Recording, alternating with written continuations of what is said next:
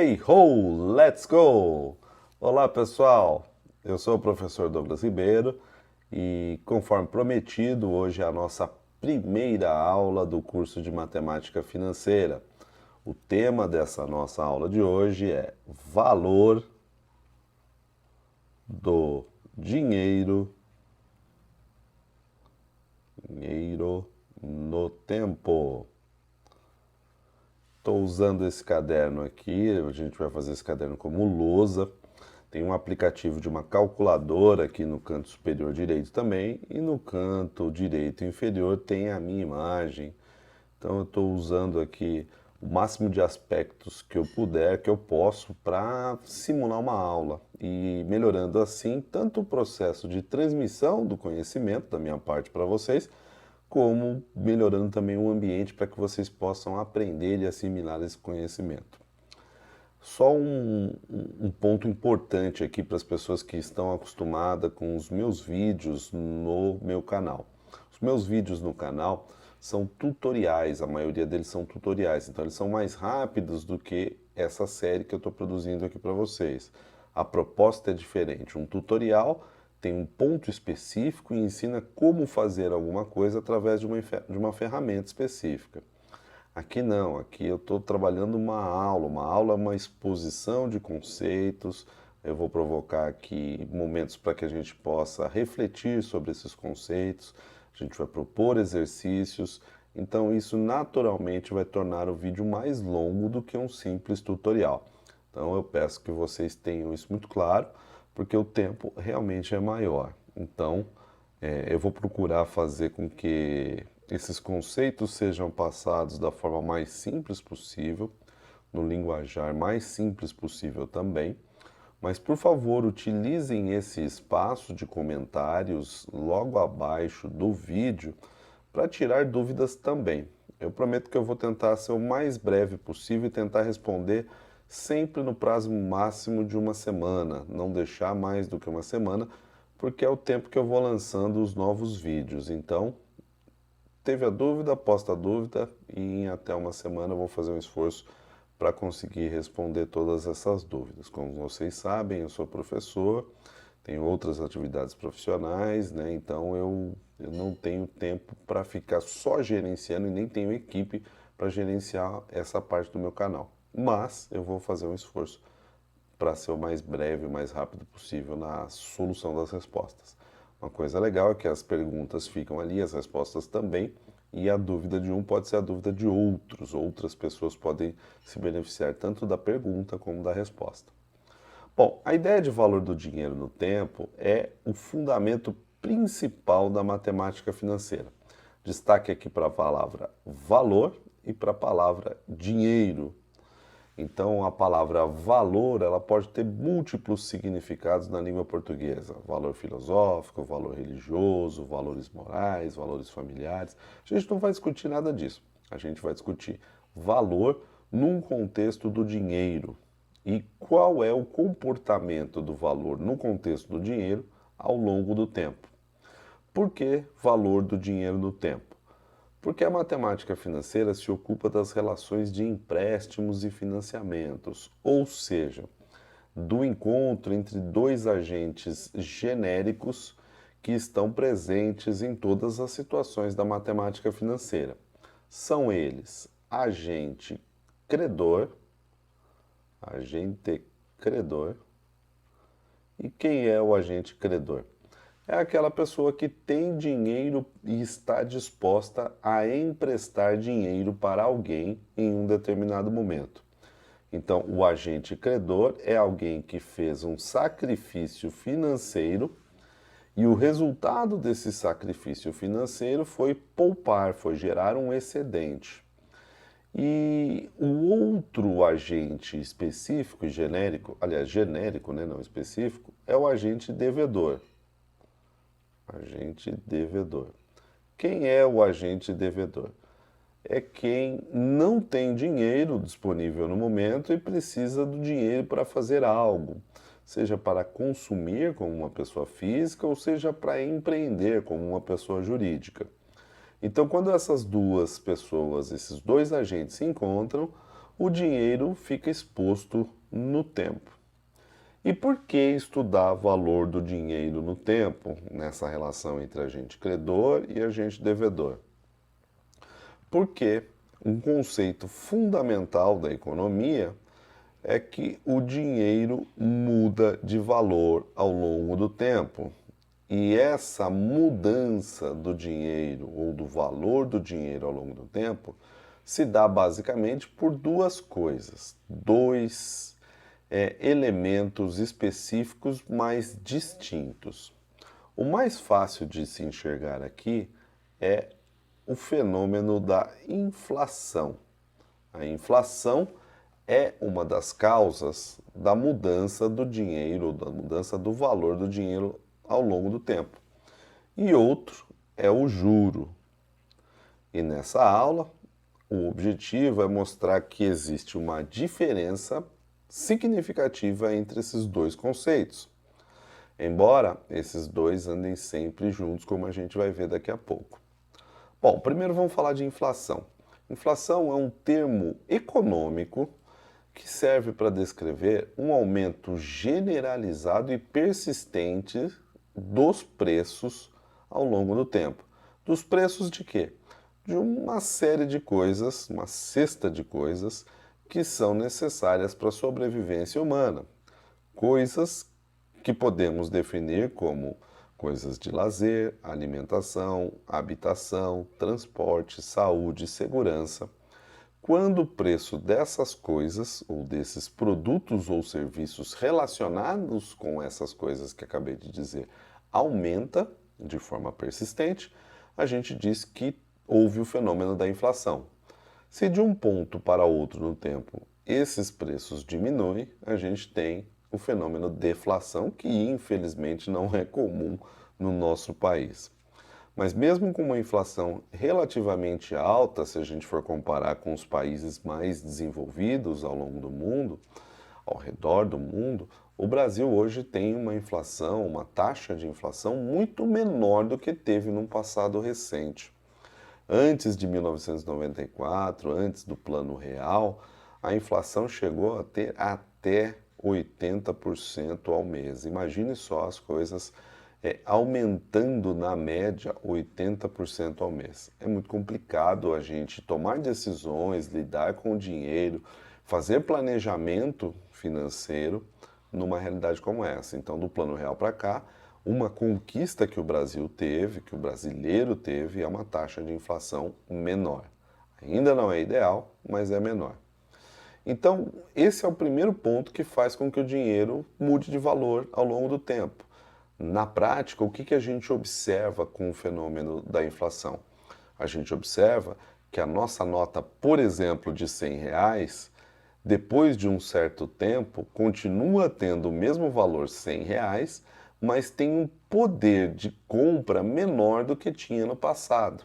Então, a inflação é uma das causas dessa diminuição do poder de compra.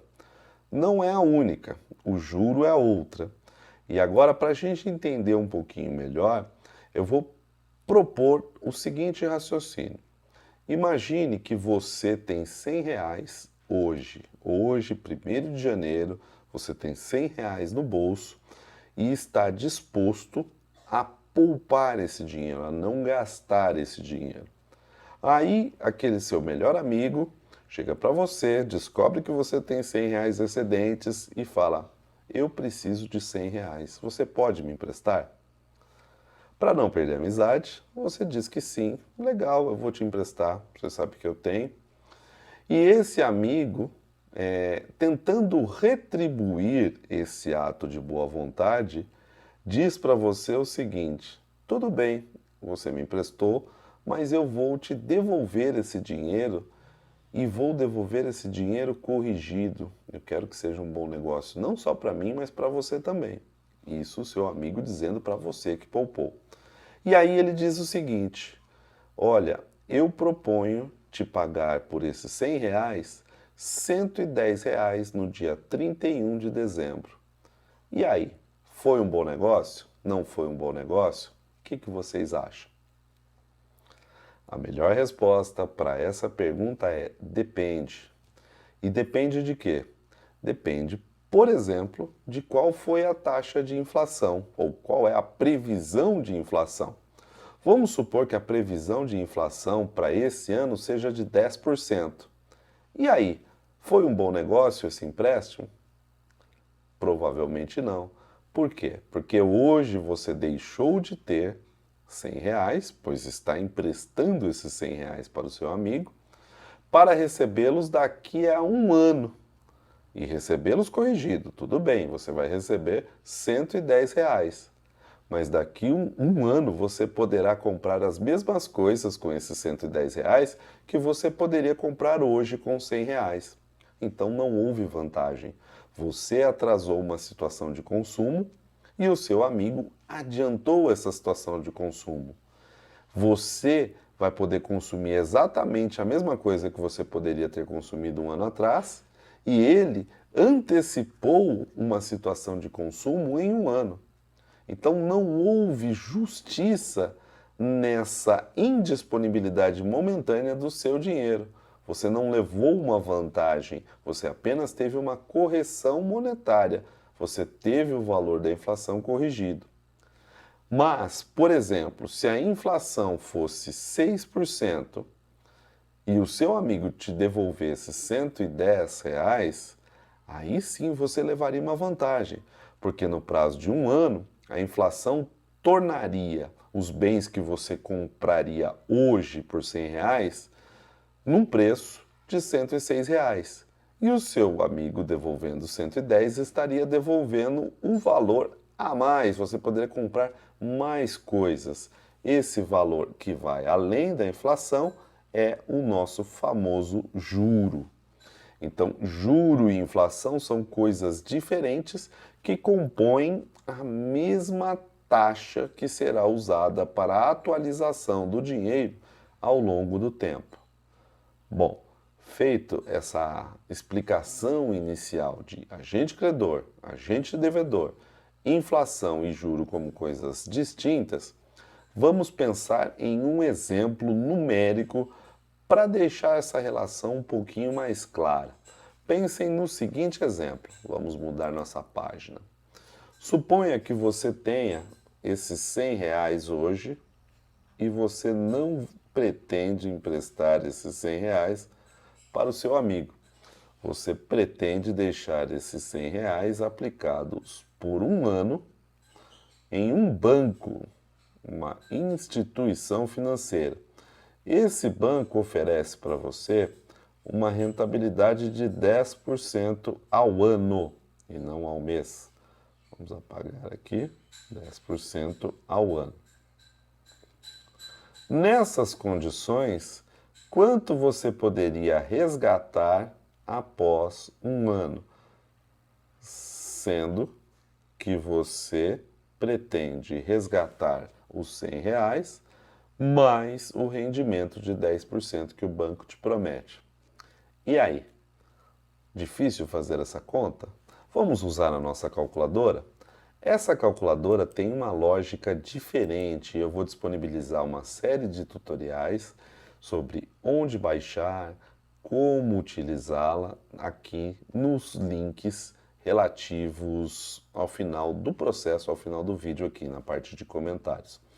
Mas para que vocês já tenham uma ideia, alguns já estão familiarizados, outros não, essa é uma calculadora financeira, é a famosa HP12C. Aqui eu estou trabalhando com um emulador, não é um emulador da HP, mas é alguém que disponibilizou gratuitamente um emulador que tem as mesmas funções que a HP12C. Então, essa calculadora ela faz operações de uma forma um pouco diferente, ela obedece à lógica RPN. Então, por exemplo, se você quiser fazer 3 vezes 5 nessa calculadora, você digita 3, Enter, 5 vezes e aqui tem o resultado. Se você quiser limpar a memória, tecla amarela, F, tecla CLX, você limpa o registro. Então, primeiro você trabalha com o primeiro número da sentença, Enter, segundo número da sentença e depois sinal. Pode ser mais, menos, vezes, dividir. Essa é a ideia básica da calculadora. Você pode programar também o número de casas no visor. Aqui eu estou com 4 casas. Se eu quiser 2 casas, eu aperto F2. Né? Aperto a teclinha F, depois a tecla 2. E F, o número de casas, eu consigo mostrar quantas casas ficar mais conveniente para mim aqui. Estou colocando 2 casas porque aqui atende o nosso problema. Então, nosso objetivo aqui é o quê? Primeiro, calcular 10% em cima de R$ 100. Então, eu digito R$ 100, Enter, 10%. Por que 10%? Porque o dinheiro vai ficar um ano parado e ele rende 10% ao ano. Esse AA é ao ano. Então, eu consigo um rendimento de quanto? De R$ 10. Então, a resposta para o nosso resgate é: resposta são os próprios R$ 100 mais 10. Então, totaliza R$ 110. Essas informações todas aqui recebem nomes específicos da matemática financeira. E se a gente for procurar livros sobre matemática financeira, cada livro vai trazer um nome um pouco diferente para o mesmo sentido.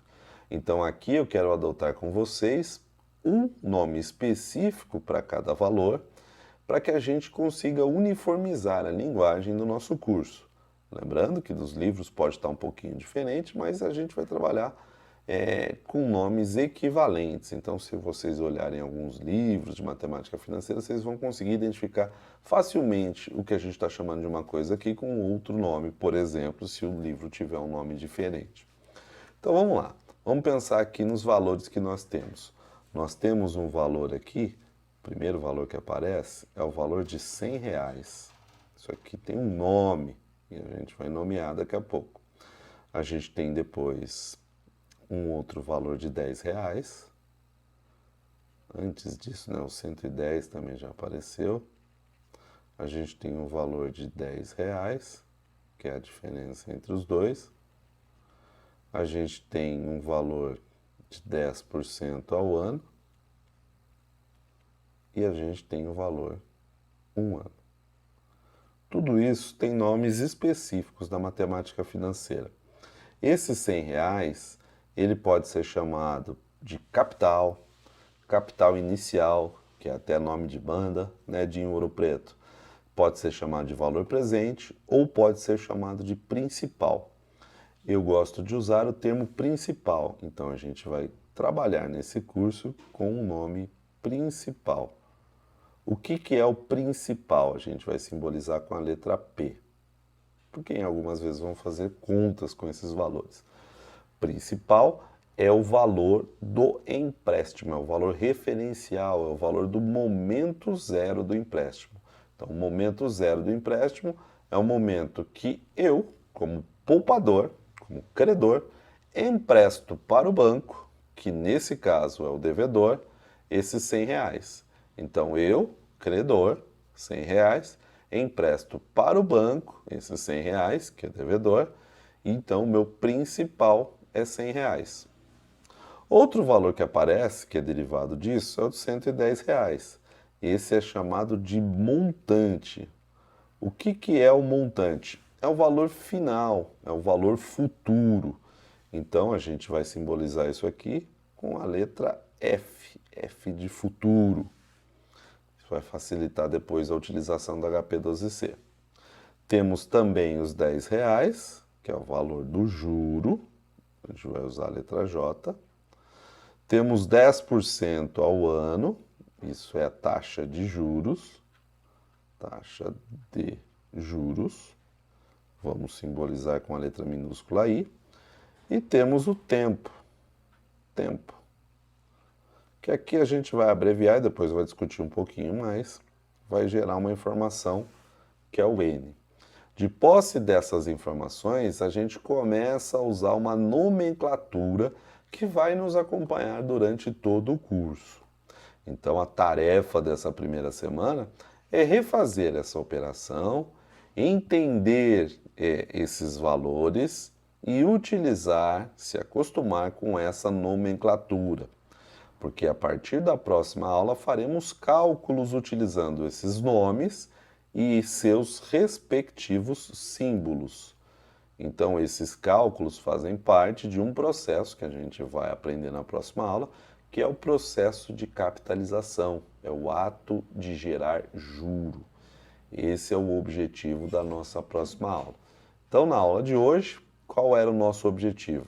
Entender que o valor do dinheiro muda ao longo do tempo. As razões dessa mudança basicamente são juro e inflação. Ambos estão refletidos no que a gente chama de taxa de juros, do nosso I, apesar de terem natureza diferente, natureza causal. E na sequência entendemos aí a terminologia de um exemplo numérico trabalhando esses conceitos, ok?